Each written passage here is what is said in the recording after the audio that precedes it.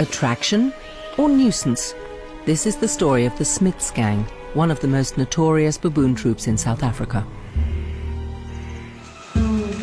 Jimmy steals wherever he can. Nothing will stop him.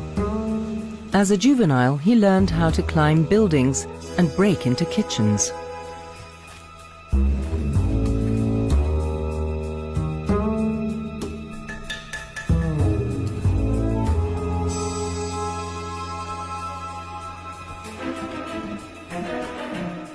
His cronies copied him, and to this day they regularly organize raiding parties on blocks of flats.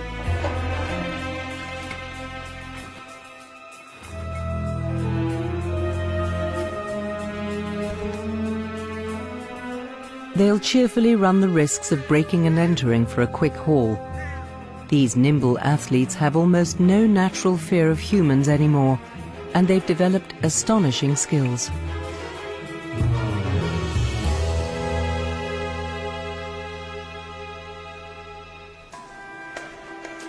The Smith's gang is one of 17 baboon families living on Table Mountain.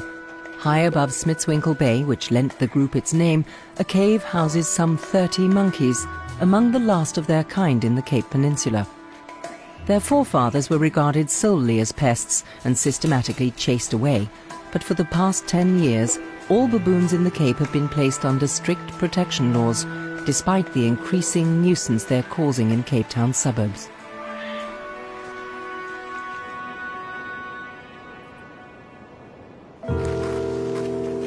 Just below the baboon's cave, Mark Duffel starts his day. For the past 6 years, the former engineer and his wife have lived in a canvas and wood shelter near the Smith's gang's cave. Mark is a big guy and fearless. Even the alpha male baboons respect him. He's been observing the animals' habits, and his resulting knowledge and abilities are becoming ever more useful.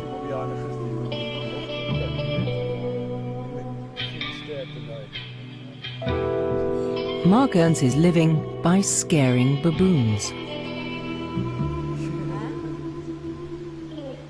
I'm not saying I'm like a baboon whisperer, but I mean, I just talk to them and that, and when they look back at me or their signs that they give back to me, I can interpret it. I might be totally wrong, but I mean, I work fairly well with the baboons, so yeah.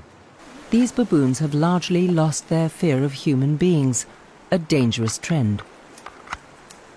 The biggest troublemakers are the alpha males.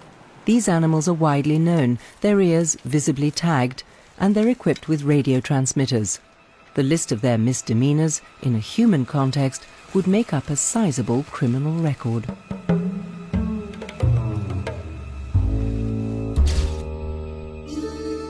This is Jimmy, a burglar and a loner. Long-fingered Fred, famous for breaking into cars. And Merlin, he prefers to target restaurants.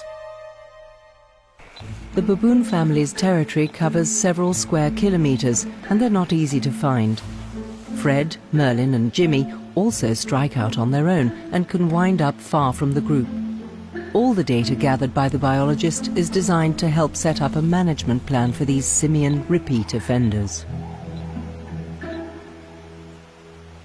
We're trying to understand where the baboons live. We've tried to look at their home ranges. We try and understand what causes their mortality. Is it motor car vehicles or is it people shooting them? And then we've tried to look at what people are actually doing to them.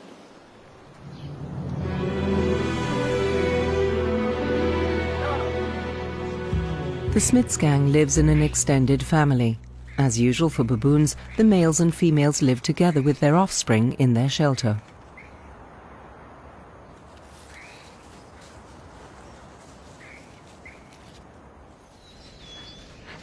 The strongest males call the shots. The groups have a strict hierarchy and form close social relationships.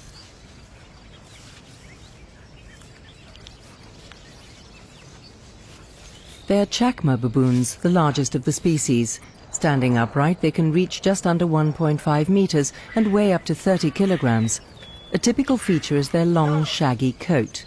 and the males have snouts similar to a dog's. The houses and roads in the baboon's territory are tempting.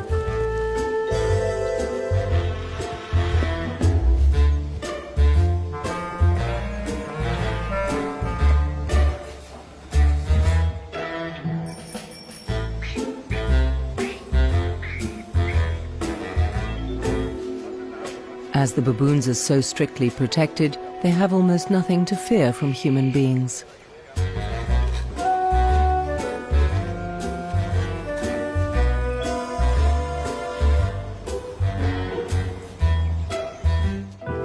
With his weapon hidden in a bag, Mark Duffel reaches his destination, a restaurant located between the coast and the mountains in the middle of the Smiths gang's territory, a favorite tourist rendezvous.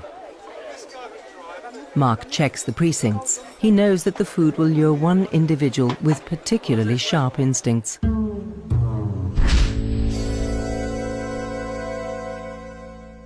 His sensitive nostrils can detect grilled food from 3 kilometers away.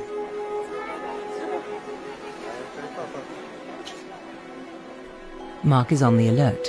He tries to keep the rogue at bay.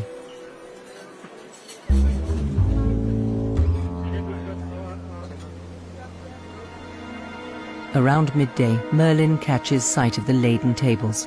No one knows when and where he will strike. The baboons have a different tactic every day. Baboons are extremely clever animals in that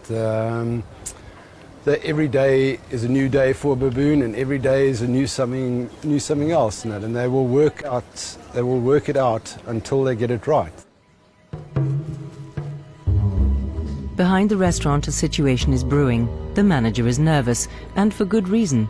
Merlin is already on the premises.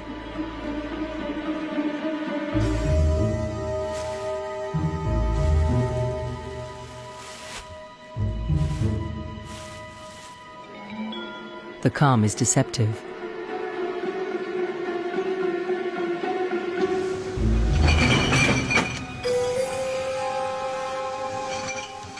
The monkey is interested in the easy-to-reach leftovers. No one disturbs him.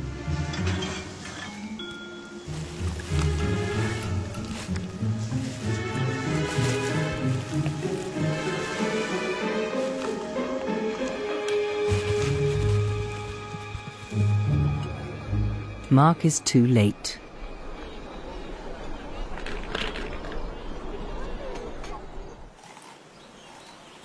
Merlin has found a place near the restaurant to stash his booty. The little ones learn fast. The boss eats first.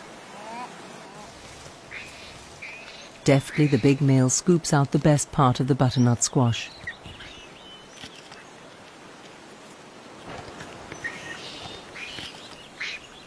Rule number 1 for baboons: you don't share your takings.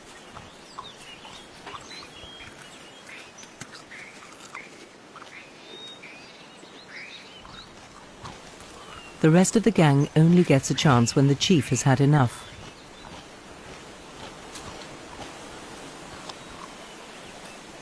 Merlin dines a little way from the restaurant. The gang is safe from Mark here, a sort of gentleman's agreement.